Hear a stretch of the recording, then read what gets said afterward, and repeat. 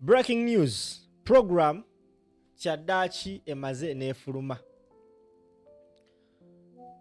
Program ya Robert Kyagulanyi Ssentamu eya wiiki ng'akuba campaign ng'ebula ennaku 18 tugende mu kulonda kyaddaaki program emaze n'efuluma.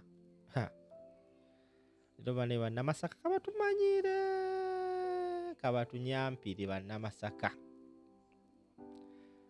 Na buli kati nkyebuuza kyama ki ekikusike ekiri wakati wa Bobi Wine ne bannamasaka?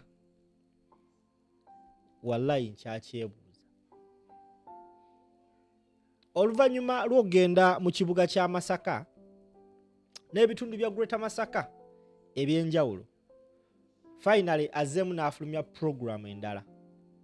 Olunaku Lwenkya ennaku z'omwezi nga 29 agenda abeera Kalungu, then amalire e Bukomansimbi. Ennaku z'omwezi nga 3 ku Lwokubiri agenda abeera Kyotera, then amalire e Rakai. Kati njagala osimbewo wakati awo ku nnaku z'omwezi nga 3 Kyagulanyi Ssentamu Robert Bobi Wine agenda abeera Kyotera. Ekyotera eyo waliyo unfinished business. Era omu ku bantu abeesunze olunaku Lwokubiri ennaku z'omwezi nga 3 nga Bobi Wine agenda Kyotera bamuyita Mansour Semanda aka King Saha. King Saha alina okukola show concert ye ekyotera, kigambibwa mbu omukulu Kasolo n'agirwana mpaka lwe bagisazaamu n'etabaayo. Era omuntu omu ku balina obulumi n'obusungu kw'oyo omwami bamuyita King Saha. Kati Bobi Wine agenda Kyotera, King Saha bamuyita President Zimani ateeka omuwerekera. Ennaku z'omwezi nga 31 lugenda beera Lwakusatu agenda kukkirira e Lwengo, then amalire Masaka awo Simba wakati. Ntandise kugamba kyama kye kikusika ekiri wakati wa Bobi Wine ne bannamasaka. Mu butuufu na buli kati nange nkyakyebuuza oba Katonda yakola zino ensisinkagano, I don't know. Nga tuyingira omwaka ennaku z'omwezi nga 31 omukulembeze agenda guyingirira Masaka. Bannange eno wiiki nno tegenda bannyangu. Eno wiiki tegenda kuba nnyangu. Gwe ssebo bannya bandaba tubuze ennaku 18 nga 31 lwe tuyingira omwaka Kyagulanyi Ssentamu Robert Bobi Wine mitembo agenda guyingirira Masaka.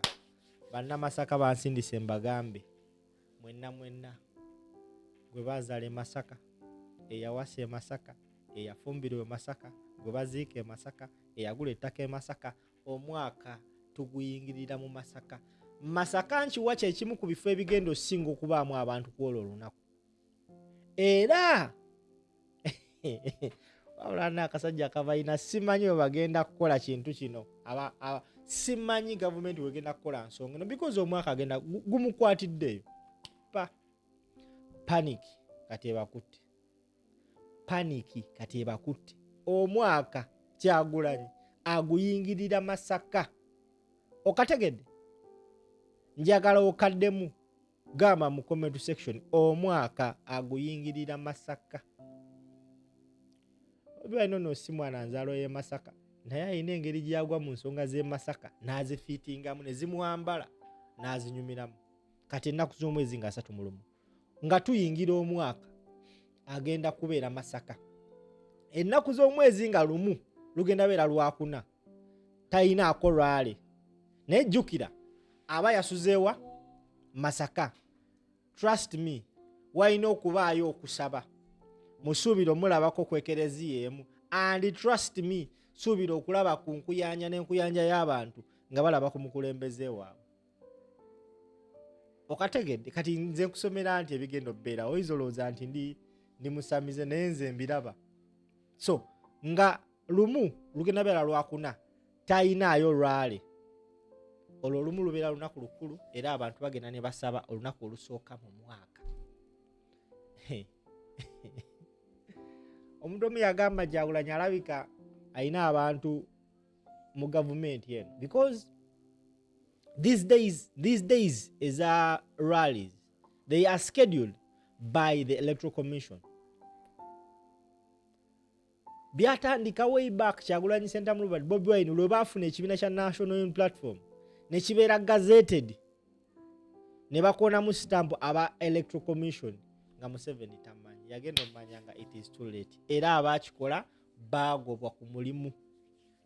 Kati nno yenna yakoze enteekateeka nga Kyagulanyi Ssentamu Robert Bobi Wine ennaku z'omwezi nga 31 ali Masaka ayinza okugobwa ku mulimu, naye tetulina kyakola. Ali Masaka, nze nno ndi munnamasaka nange wadde nina emikwano e Masaka, temunnejjaako nnyate. Ana Masaka temukikola, temukisussa, tewali wasinga Masaka Katijjo na Tinku. So ogenda kulaba ku kye bayita akatijjo ennaku z'omwezi nga 31 olunaku lwe tuyingira mu Uganda mu mwaka omupya gwe tugenda oyingirira mu Uganda empya. Kati olumala ennaku z'omwezi nga 1 agenda wummulamu ennaku z'omwezi nga 2, it's going to be a Friday. Kati wano firimu eba etandise. Olaba nti bannamasaka mwepika nnyo, olaba nti bannamasaka mugamba mwagala nnyo Kyagulanyi. Kati kino nkibagamba nabagamba luli, tewaba omuntu yenna akola list nga Bobi Wine tannatuuka Mbale. Lwaki? Rhythm oba sound etambuzibwako ku lwale ya His Excellency Robert Kyagulanyi Ssentamu Bobi Wine yasibuka Mbale akadodi ako. Nebannaye nze simanyi na kumanya omusajja alina engeri ebintu birina engeri gye bitambulamu nga we yabibala nga byekola byokka. Ekintu ekiriko Mukama Katonda tosobola kirwanyisa, leero nzikiriza. Ennaku z'omwezi nga 2 agenda beera Mbale City. Abaana b'Embale City, abaana b'Embale.